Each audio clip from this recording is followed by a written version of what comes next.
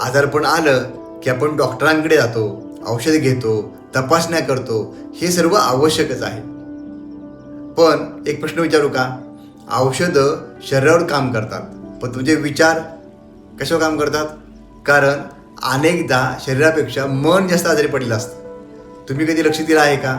आजारी असताना अनेक लोक सारखं म्हणत असतात, माझा ताप काही कमी होत नाही, हा खोकला काही थांबत नाही, मला खूप विकनेस आलाय, मी कधी बरा होणार काय माहिती. मित्रांनो, तुम्ही ज्या गोष्टीवर वारंवार लक्ष देता तिला तुम्ही ऊर्जा देत असता. जर तुमचं संपूर्ण लक्ष आजारावर असेल तर तुमचं मन सतत आजाराची जाणीव वाढवत राहतं. पण जर तुम्ही आरोग्यावर लक्ष केंद्रित केलं तर तुमच्या शरीराला एक वेगळाच संदेश मिळतो. लवकर बरं होण्यासाठी तुम्हाला मी एक पॉवरफुल एक्सरसाइज देत आहे. ती मनापासून करा, डोळे बंद करा आणि स्वतःला पूर्णपणे निरोगी अवस्थेत बघा. चेहऱ्यावर छान स्माईल ठेवा, स्वतःला उत्साहाने चालताना बघा, एनर्जेटिक बघा. कारण मनाला वास्तव आणि जिवंत कल्पना यामध्ये फारसा फरक कळत नाही. जे चित्र तुम्ही वारंवार मनात निर्माण करता त्याच दिशेनं तुमचं शरीर आणि अवचेतन मन काम करू लागतं. दिवसातून कमी कमी 2 वेळा या ॲफर्मेशन बोला.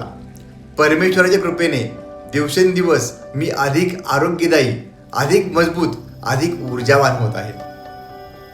माझी रोगप्रतिकारक शक्ती छान कार्य करत आहे, मी पूर्णपणे बरा होत आहे. मित्रांनो, याचा अर्थ असा नाही की फक्त ॲफर्मेशन म्हणा आणि औषध बंद करा. नाही, डॉक्टरांचे उपचार, योग्य औषधे, विश्रांती, पौष्टिक आहार आणि सकारात्मक विचार या सर्वांचा एकत्रित परिणाम चमत्कार घडवू शकतो. लक्षात ठेवा, शरीर स्वतःला बरे करण्यासाठी बनलेले आहे. तुम्ही त्याला भीती देऊ शकता किंवा विश्वास देऊ शकता. तुम्ही त्याला चिंता देऊ शकता किंवा सकारात्मक ऊर्जा देऊ शकता. निवड तुमची आहे. आजपासून आजाराबद्दल बोलण्यापेक्षा आरोग्याबद्दल बोलायला सुरुवात करा. कारण तुम्ही आजारी नाही, तुम्ही बरे होत आहात. जर तुमच्या मनाच्या शक्तीवर व हिलिंगवर तुमचा विश्वास असेल तर कमेंट करा, I am fit and healthy.